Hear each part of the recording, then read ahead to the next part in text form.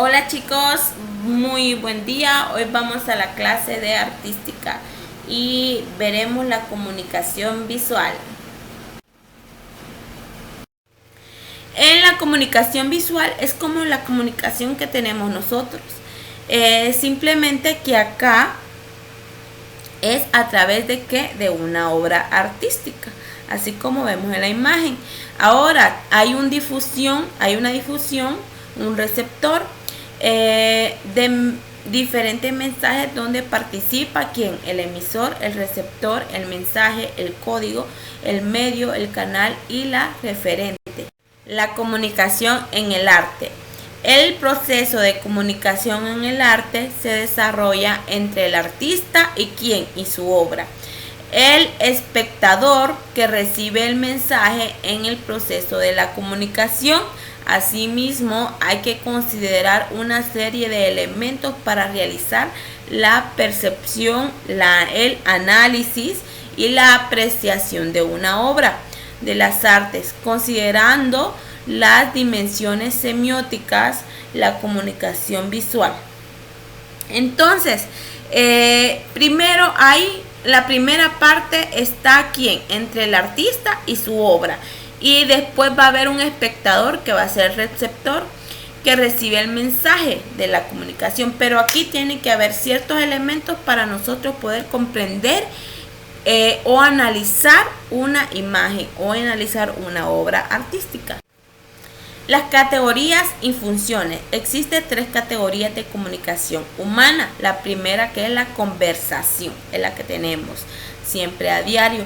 La comunicación social es cuando salimos de la sociedad, que salimos del núcleo familiar. Y la artística, pues son a través de obras o pinturas, obras artísticas.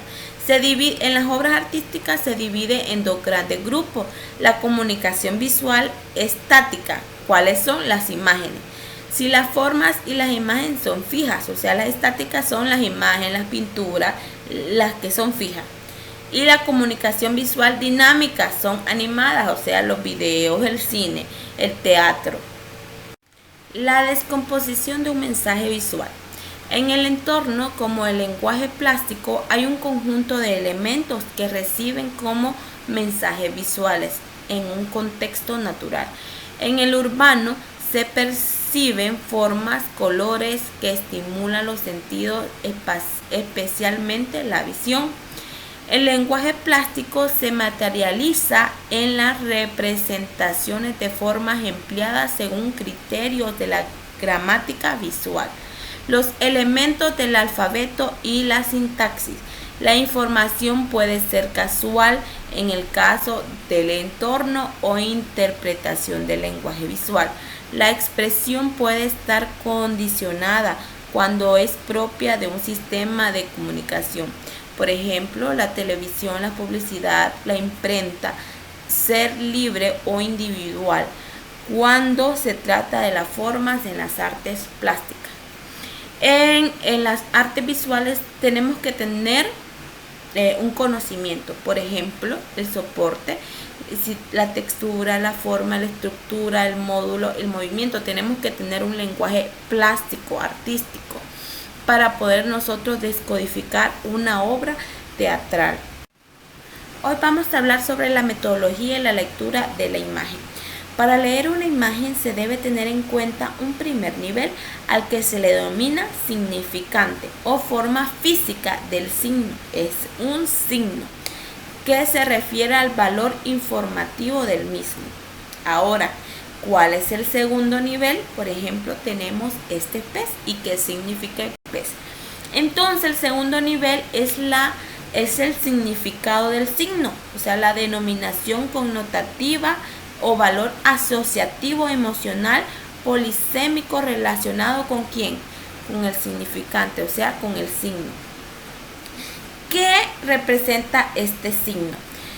Pues representa, porque las palabras que forman la palabra pez en griego, cuando se escribe en mayúscula, forma un acróstico con las iniciales de la expresión de Jesús Cristo, Jesús Hijo de Dios Salvador, Jesús Hijo de Dios Salvador en griego. ¿Y por qué utilizaban este signo? Porque antes, en la antigua, acuérdense que no podían hablar de Jesús. Entonces, cuando querían identificarse por la religión católica o cristianista, usaban el signo del pez. En la comunicación visual del código de la imagen, para nosotros tener una comunicación visual, tengo que tener o saber de códigos de las imágenes. Y para eso se basa, y el código se basa en que en signos visuales, y que nos lleva a dónde, a la imagen y la presentación de la misma. Ya teniendo conocimientos de códigos y elementos de las imágenes y de los signos, nos lleva al sistema de comunicación, donde el emisor, quienes son los pintores, los escultores, los músicos, los fotógrafos, son los emisores, los creadores de la obra. El canal de comunicación es el artista, hace uso de medios o elementos expresivos que domina y plasma en la obra de arte, como el canal de la comunicación, el receptor del mensaje. El proceso de comunicativo es el espectador que interpreta la formación recibida, y el receptor, ¿quiénes son? Nosotros, los que vamos a consumir el arte, ¿verdad? El espectador. Ahora tenemos esta imagen, que es el matrimonio de Arnulf. Entonces vamos a analizar esta imagen. Podemos ver simplemente que una mujer está embarazada, donde se dice que este matrimonio, ella no está embarazada, porque en la época así eran los vestidos. Ahora los colores que se dice que es un matrimonio porque la cama está de color rojo, o sea que hay pasión, hay un matrimonio vivo, que tienen esperanza de tener un hijo, porque por el color verde de la mamá, que es un matrimonio fiel, ¿por qué? Porque aquí está el signo de la fidelidad. ¿Y quién más que el perro? Después tenemos que ellos tienen riqueza, ¿por qué?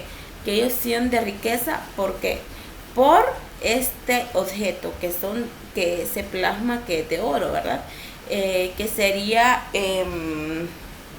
este candelabro. Tenemos el espectador común, que la interpretación no es tan a fondo, porque no tiene algún conocimiento estético, ni contexto, ni iconos, ni nada.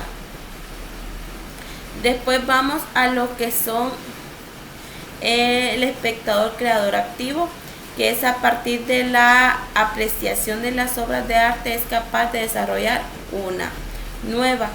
Después vamos al espectador profesional, es aquel que debe ser lo más objetivo en la percepción de una obra, con un conocimiento amplio en las manifestaciones a partir del análisis profundo de la misma.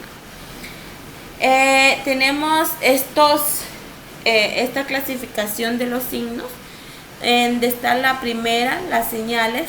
Por ejemplo, nos podemos referir bastante a la señal de tránsito, y las señales es que nos provoca una acción condicionada. Por ejemplo, esta señal es que no vamos a girar a la izquierda, no podemos, nos condiciona. El símbolo es un signo en el que no se representa correspondencia directa entre el significante y el significando.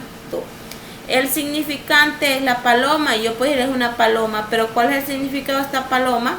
Con una hoja de oliva, la paz. Y si yo no conozco este símbolo, entonces se me va a hacer muy difícil.